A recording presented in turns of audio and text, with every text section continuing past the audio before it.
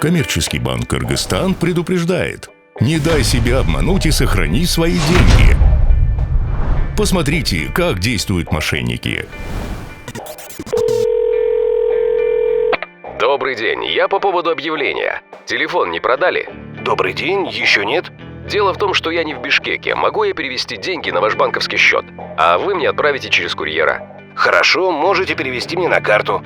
Отправьте, пожалуйста, номер карты и 3 цифры на обратной стороне карты.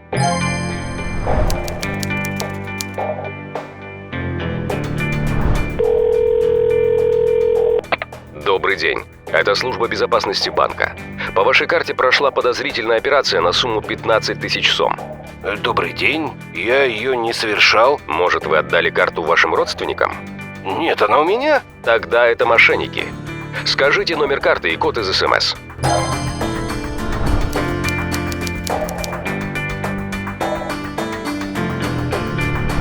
Мошенники представляются сотрудниками банка, задают отвлекающие вопросы, чтобы войти в доверие. Сотрудники банка никогда не просят назвать полный номер карты. Эти данные нужны только мошенникам. Запомните, никогда и никому не говорите коды из СМС и код CVV банковской карты, даже сотрудникам банка. Ваш банк — Кыргызстан.